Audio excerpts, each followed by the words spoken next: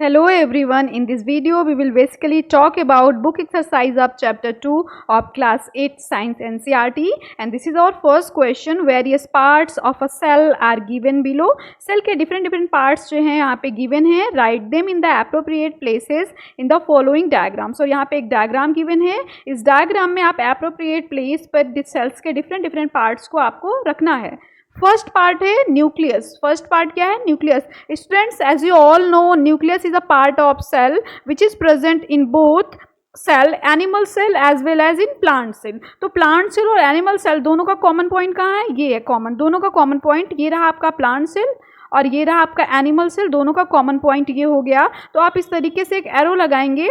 इस तरीके से आप एक एरो लगाएंगे यहाँ पे और राइट कर देंगे क्या? न्यूक्लियस, क्योंकि न्यूक्लियस प्लांट सेल और एनिमल सेल दोनों में ही प्रेजेंट होता है. नेक्स्ट हमारा पार्ट है साइटोप्लाज्म. साइटो मीन्स होता है सेल और प्लाज्म का मतलब होता है फ्लूइड. तो सेल के अंदर जो फ्लूइड होता है उसे हम कहते हैं साइटोप्लाज्म. इट मीन्स कोई भी सेल हो, हर सेल में कॉमन होगा क्या? साइटोप्लाज्म. और तीनों का कॉमन पॉइंट ये रहा. तो आप एक एरो ड्रॉ करेंगे और राइट कर देंगे यहाँ पे साइटोप्लाज्म, क्योंकि ये हर तरीके के सेल में प्रेजेंट होता है. नेक्स्ट हमारा पार्ट आता है सेल का chloroplast. As you all know, chloroplast plant में प्रेजेंट होता है जिसके अंदर एक ग्रीन पिगमेंट होता है जिसे आप कहते हैं क्लोरोफिल, जो प्लांट्स के लीफ को ग्रीन कलर प्रोवाइड करता है, साथ ही फोटोसिंथेसिस के प्रोसेस में हेल्प करता है. तो देखिए यहाँ पे है plant cell. Only in plant cell में एक एरो ड्रॉ करेंगे और राइट कर देंगे आप यहाँ पे chloroplast. Chloroplast only in plant cell. Next बात करते हैं हम सेल वॉल की. तो सेल वॉल की अगर हम बात करेंगे तो ये एक एक्स्ट्रा लेयर प्रेजेंट होती है. कहाँ पे? प्लांट सेल में, बैक्टीरियल सेल में और फंगी में. तो प्लांट सेल और बैक्टीरियल सेल दोनों का कॉमन पॉइंट ये रहा. यहाँ से एक एरो ड्रॉ करेंगे आप और राइट कर देंगे सेल वॉल. सेल वॉल जो कि प्लांट सेल और बैक्टीरियल सेल दोनों में ही प्रेजेंट होता है. नेक्स्ट हमारा सेल का पार्ट आता है सेल मेम्ब्रेन. सेल के चारों तरफ पाई जाने वाली मेम्ब्रेन. तो ये प्लांट सेल हो या एनिमल सेल हो, सब में प्रेजेंट होता है, सबका कॉमन है. तो अगेन आप यहाँ से एक कॉमन पॉइंट है, एक एरो ड्रॉ करेंगे इधर और राइट कर देंगे क्या? सेल मेम्ब्रेन, जो कि सब में कॉमन होता है, ठीक वैसे ही जैसे कि साइटोप्लाज्म सब में कॉमन होता है. नेक्स्ट हम बात करते हैं लास्ट न्यूक्लियोइड की. एज यू ऑल नो कि बैक्टीरिया में जो न्यूक्लियस होता है उसके चारों तरफ membrane bounded structure, it means nuclear membrane present नहीं होता. दैट्स वाई बैक्टीरिया के न्यूक्लियस को हम न्यूक्लियोइड बोलते हैं. तो ये रहा बैक्टीरियल सेल. यहाँ से एक एरो ड्रॉ करेंगे आप. एरो ड्रॉ करके आप यहाँ राइट कर देंगे न्यूक्लियोइड, जो सिर्फ और सिर्फ किस में प्रेजेंट होगा? बैक्टीरिया की सेल में प्रेजेंट होगा. न्यूक्लियस प्लांट सेल और एनिमल सेल में प्रेजेंट होता है. साइटोप्लाज्म हर सेल में प्रेजेंट होता है. क्लोरोप्लास्ट प्लांट सेल में प्रेजेंट होता है. Cell wall plant cell, bacterial cell और फंगी में प्रेजेंट होता है. सेल मेम्ब्रेन हर तरीके की सेल में प्रेजेंट होती है.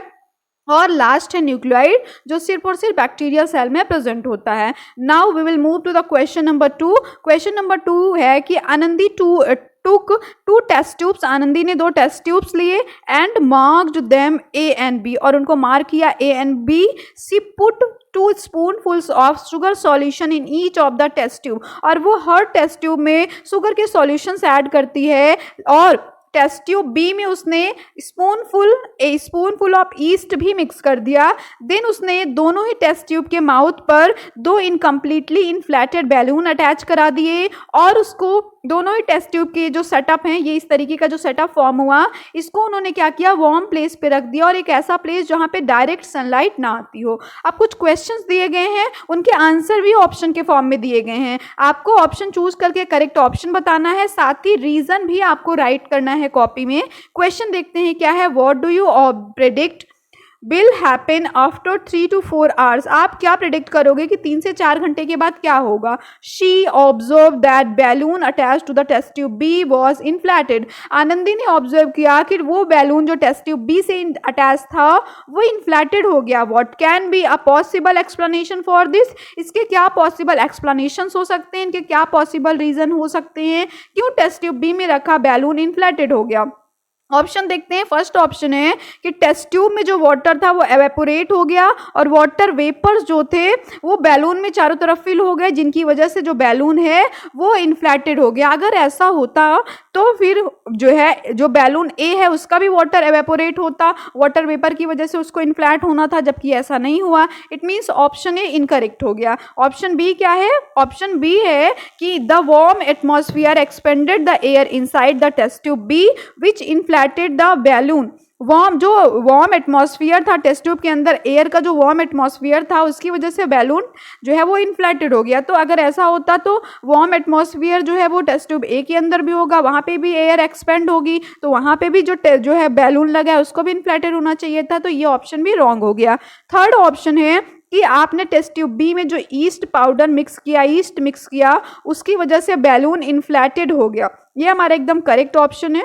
जो है आपने सिर्फ टेस्ट ट्यूब बी में ही ईस्ट मिक्स किया था और ईस्ट जब रेस्पिरेशन करेगा तो वो CO2 गैस रिलीज करेगा, जिसकी वजह से जो टेस्ट ट्यूब बी से अटैच बैलून है वो इन्फ्लेटेड हो जाएगा। लास्ट है कि शुगर जब वार्म एयर से रिएक्ट करती है तो एक गैस प्रोड्यूस करती है, जिसकी वजह से बैलून इन्फ्लेटेड हो जाता है। तो शुगर तो टेस्ट ट्यूब ए में था, उसमें भी फिर वार्म एयर रिएक्ट करती और गैस प्रोड्यूस होती तो बैलून इन्फ्लेटेड हो जाता। ऐसा नहीं हुआ, इसका मतलब फोर्थ ऑप्शन भी क्या है? रॉन्ग। यहाँ पे ऑप्शन सी जो है हमारा वो करेक्ट हो जाएगा। यहाँ पे क्योंकि क्वेश्चन के लास्ट में गिवन है कि what can be a possible explanation for this, इसके और क्या पॉसिबल एक्सप्लेनेशन हो सकते हैं। तो you all can write down कि yeast is a micro organism that ferment sugar in a warm environment. During this process it converts sugar into alcohol and release a carbon dioxide gas, and the carbon dioxide gas released by the yeast fills the balloon attached to the test tube. Again I am repeating my answer. As we all know, yeast is a microorganism that ferments sugar in a warm environment. During this process it converts sugar into alcohol and release carbon dioxide gas, and this released carbon dioxide gas fills balloon attached to the test tube B.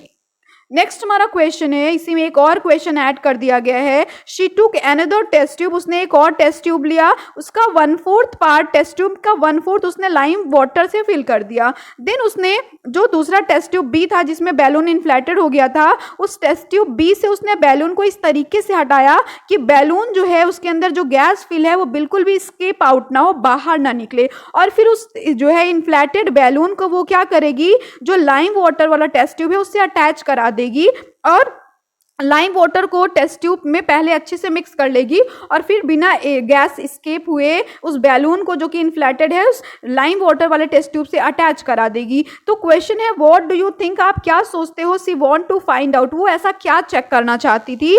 तो आप समझिएगा कि lime water का always हम CO2 gas, क्योंकि test tube B में अभी हमने देखा था कि ईस्ट पाउडर ऐड करके CO2 गैस रिलीज हुआ था, तो हम यहाँ चेक करेंगे कि क्या जो गैस रिलीज हुई वो सच में CO2 गैस थी कि नहीं, और इसका टेस्ट कैसे होता है? लाइम वाटर से। तो आप चाहें तो आंसर राइट कर सकते हैं, she want to find out whether the gas produced during the fermentation by yeast is carbon dioxide gas और not, by passing the gas from the balloon into the lime water and shaking it, she is testing for CO2. If the lime water turned milky, it confirmed the presence of carbon dioxide gas, as CO2 react with lime water to form calcium carbonate which causes milky appearance. I am repeating my answer.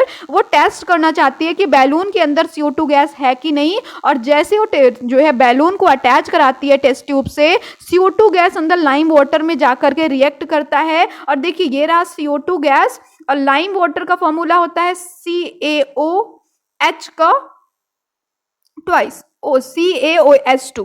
अभी हुआ क्या, reaction हुआ तो form हो जाएगा, balance करेंगे आप तो CaCO2, और जैसे कैल्शियम कार्बोनेट बनता है और कैल्शियम कार्बोनेट बनता है तो लाइम वाटर का अपीयरेंस मिल्की हो जाता है, जहां से ये चेक हो जाता है कि CO2 गैस प्रेजेंट है। नेक्स्ट क्वेश्चन पे मूव करते हैं। नेक्स्ट हमारा क्वेश्चन है, a farmer was planting wheat crops in his field. एक फार्मर अपने फील्ड में वीट क्रॉप्स जो है वो प्लांट कर रहा है। He added nitrogen rich fertilizers to the soil to get good yield of crops। और वो अपने फील्ड में नाइट्रोजन रिच फर्टिलाइजर सॉइल में ऐड करता है जिससे उससे बेटर क्रॉप का प्रोडक्शन हो। इन द नेबरिंग फील्ड और बगल के फील्ड में another farmer was growing bean crops, एक दूसरा फार्मर है जो कि क्या ग्रो कर रहा है, बीन के crops, but she preferred not to add nitrogen fertiliser, लेकिन वो जो फार्मर है वो ये प्रिफर करती है कि उसमें नाइट्रोजन के केमिकल फर्टिलाइजर्स ना यूज किए जाएं जिससे कि हेल्दी क्रॉप्स हो। Can you think of the reason, क्या आप रीजन समझ सकते हो कि क्यों ऐसा वो सोच रही है कि बिना हम नाइट्रोजन के फर्टिलाइजर ऐड किए हुए हेल्दी क्रॉप्स को ग्रो करा सकते हैं? तो यहाँ पे आंसर ये हो जाएगा कि आंसर होगा the first farmer added nitrogen fertiliser because wheat crops require a significant amount of nitrogen from the soil for healthy growth। First farmer अपने फील्ड में नाइट्रोजन फर्टिलाइजर इसलिए ऐड करता है क्योंकि वीट को के हेल्दी ग्रोथ के लिए उसको बहुत ज़्यादा अमाउंट में नाइट्रोजन की जो है नाइट्रोजन की रिक्वायरमेंट होती है। I am repeating my answer, first farmer added nitrogen fertilizer because wheat crops requires a significant amount of nitrogen from the soil for healthy growth। अब बात करें सेकेंड फार्मर की, तो the second farmer did not add nitrogen fertilizer because bean crops which are legumes or leguminous plant have a special ability to get their own nitrogen by nitrogen fixation process। Leguminous plants have a symbiotic relationship with rhizobium bacteria that live in root nodule of the leguminous plant and these bacteria fix nitrogen by conducting a cycle that is known as nitrogen cycle. जो leguminous plants grow करेंगे तो leguminous plants के root में एक bacteria present होता है, rhizobium bacteria, जो कि सॉइल की नाइट्रोजन को लेगा, उसको फिक्स करेगा और नाइट्रोजन के कंपाउंड्स में चेंज हो जाएंगे और सॉइल नाइट्रोजन से रिच हो जाएगी। इस तरीके से आप देख सकते हैं जब नेचुरली नाइट्रोजन प्रेजेंट हो गए तो सेकेंड फार्मर नाइट्रोजन के केमिकल फर्टिलाइजर्स यूज नहीं करेगा। थर्ड क्वेश्चन देखते हैं, स्नेहल डग to पिट्स A and B. Snehal's ने दो पिट्स डग किए, एक को ए बोला दूसरे को बी बोला और कहाँ पे डिगिंग वाला प्रोसेस हुआ, गार्डन में हुआ। उसने पिट ए में फ्रूट्स और वेजिटेबल के पील्स जो है रखे और साथ में कुछ ड्राइड लीव्स भी मिक्स कर दिए, जबकि पिट जो बी था उसमें उसने सिर्फ सेम काइंड ऑफ वेस्ट डाला, मतलब फ्रूट्स और वेजिटेबल के पील्स डाले, लेकिन उसमें उन्होंने ड्राइड लीव्स नहीं ऐड किया। She covered both the pits with soil and observe after 3 week. उसने दोनों ही पिट को सॉइल से कवर कर दिया और 3 हफ्ते के बाद उसने ऑब्जर्व किया what is she trying to test, आखिर वो क्या टेस्ट करना चाह रही है, वो यहाँ पे क्या टेस्ट करना चाह रही है, क्या फाइंड आउट करना चाह रही है। तो आप समझ सकते हैं कि Snehal is trying to test the effect of mixing dried leaves with kitchen waste on the process of decomposition and composting. जब हम ड्राइड और वेजिटेबल लीव्स या वेजिटेबल पील्स या फ्रूट्स के पील्स को ड्राइड लीव्स के साथ ऐड करेंगे तो वहाँ पे कंपोस्टिंग और डिकम्पोजिशन का प्रोसेस होगा। वहाँ पे माइक्रो ऑर्गेनिज्म फास्टली ग्रो करेंगे और वेस्ट मटेरियल को ब्रेक डाउन करके मैन्योर में चेंज करेंगे, ऑर्गेनिक मैटर में चेंज करेंगे। लेकिन लेकिन in pit B she used only the wet waste which might slow down the process और प्रोड्यूस अ बैड स्मेल। लेकिन कंडीशन जो आपका पिट बी है उसमें क्या हुआ, अगर सिर्फ आप वेट वेस्ट को ही ऐड करोगे, ड्राइड लीव्स वगैरह ऐड नहीं करोगे तो वहाँ पे डिकम्पोजिशन का जो प्रोसेस है वो स्लो हो जाएगा और साथ ही बैड स्मेल भी प्रोड्यूस होगी। ये वो चेक करना चाह रही है दोनों में क्या डिफरेंस आता है। क्वेश्चन नंबर 5 देखते हैं जो कि इजी क्वेश्चन है, identifying the following micro organism. आपको माइक्रो ऑर्गेनिज्म को आइडेंटिफाई करना है। I live in every kind of environment and inside your gut. Answer हो जाएगा कौन, bacteria. I make bread and cake soft and fluffy. मैं bread को और केक को सॉफ्ट और फ्लफी बनाता हूँ, कौन है, ईस्ट है। I live in the root of pulse crops and provide nutrients for their growth. मैं पल्स क्रॉप के रूट्स में रहता हूँ और उनकी ग्रोथ के लिए न्यूट्रिएंट्स प्रोवाइड करता हूँ। ये कौन है, ये है राइजोबियम बैक्टीरिया। Rhizobium bacteria. अब 6 है कि design an experiment to test that micro organism need optimal temperature, air, moisture for their growth. आप इसमें चाहें तो इस तरीके से एक टेबल बना सकते हैं। जब आप टेबल बनाएंगे तो सीरियल नंबर 1, सीरियल नंबर 2 इस तरीके से राइट करेंगे और आपको 1, 2, 3, 4 और 5 कॉलम बना लेने हैं। 1, 2, 3, 4 और इस तरीके से 5 कॉलम बन जाएंगे। आप इसमें सीरियल नंबर 1, 2, 3, 4 और 5 इस तरीके से राइट कर सकते हैं। और यहाँ पे आप राइट करेंगे ब्रेड की कंडीशन। आप एक्सपेरिमेंट करें तो ब्रेड की कंडीशन कैसी है, जैसे एक बार आप ड्राई ब्रेड ले लेंगे, फिर आप मॉइस्ट ले लेंगे, अगेन आपने मॉइस्ट लिया, फिर से आपने मॉइस्ट लिया, मतलब एक बार आपने ड्राई ब्रेड लिया, बाकी सारी कंडीशन में आपने मॉइस्ट ब्रेड ले लिया। अब टेम्परेचर की बात करें तो जैसे आप टेम्परेचर चेंज कर सकते हैं, कभी रूम टेम्परेचर प्रोवाइड कर देंगे या कभी रेफ्रिजरेटर वाला कोल्ड टेम्परेचर प्रोवाइड करेंगे, इस तरीके से टेम्परेचर चेंज कर देंगे। यहाँ पे आप एयर की सप्लाई राइट करेंगे और समटाइम्स आप एयर की सप्लाई देंगे, कभी आप एयर की सप्लाई नहीं देंगे क्योंकि आप एक्सपेरिमेंट कर रहे हैं। तो ओवरऑल ये जो आपने एक्सपेरिमेंट किया है, इस एक्सपेरिमेंट से आपको क्या समझ में आएगा, इस एक्सपेरिमेंट से समझ में आएगा कि जो ड्राई ब्रेड होता है उसमें मॉइस्चर नहीं प्रेजेंट होता। अगर हम उसको रूम टेम्परेचर पे रखेंगे और प्रॉपर एयर सप्लाई करेंगे तो उसमें या तो ग्रोथ नहीं होगा माइक्रो ऑर्गेनिज्म का, अगर होगा तो बहुत कम होगा। लेकिन मॉइस्ट सॉइल है, उसको हम क्योंकि उसमें मॉइस्चर प्रेजेंट है, हमने उसको रूम टेम्परेचर भी दिया, एयर की सप्लाई दिया, तो सबसे ज़्यादा ग्रोथ होगा। लेकिन उसी मॉइस्ट ब्रेड में अगर आप एयर की सप्लाई ना दो तो माइक्रो ऑर्गेनिज्म का ग्रोथ नहीं होगा और होगा भी तो बहुत कम होगा। बात करें अगर उसी मॉइस्ट ब्रेड का टेम्परेचर आपने चेंज किया तो बिल्कुल भी ग्रोथ नहीं होगा, क्योंकि चिल कोल्ड टेम्परेचर पे माइक्रो ऑर्गेनिज्म ग्रो नहीं करते हैं। नेक्स्ट है हमारा क्वेश्चन नंबर 7 कि आपको 2 ब्रेड स्लाइस लेने हैं ब्रेड के, और उसके बाद place 1 slice in a plate near the sink. आपको एक plate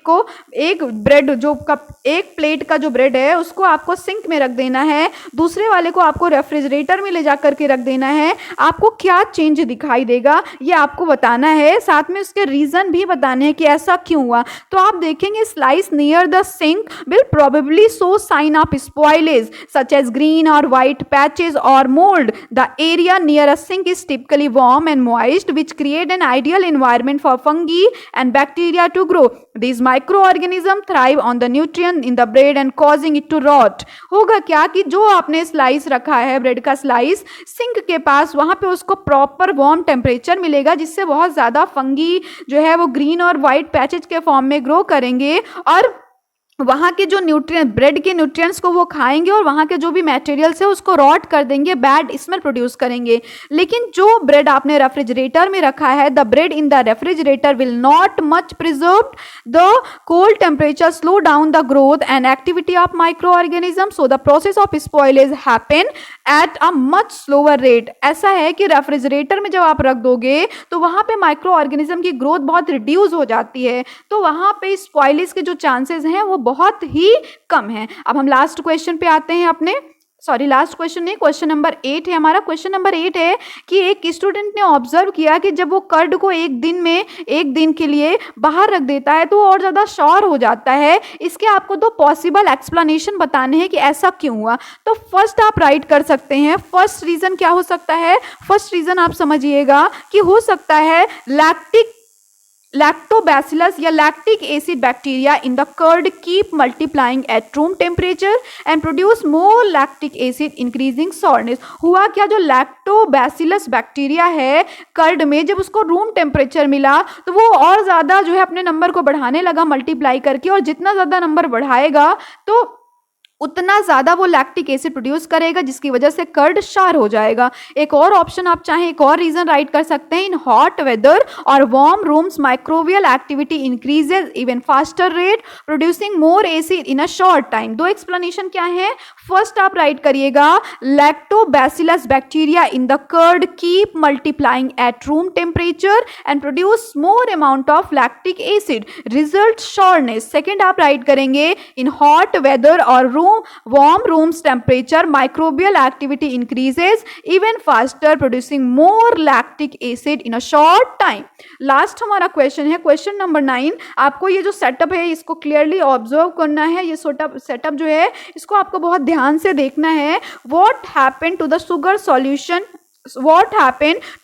solution in flask A, जो फ्लास्क ए में शुगर सॉल्यूशन है उसके साथ क्या होगा। देखिए हुआ क्या, आप एक बार इसको क्लियरली देखिएगा यहाँ पे क्या है कि एक बीकर है, ये आपका बीकर है, इसमें वार्म शुगर है, वार्म शुगर सॉल्यूशन है, साथ में ईस्ट है। सोचिए ईस्ट को शुगर में मिल रहा है, वार्म टेम्परेचर भी मिल रहा है, तो क्या होगा, यहाँ पे स्टार्टिंग हो जाएगा in flask A the yeast ferment sugar solution converting sugar into alcohol and carbon dioxide.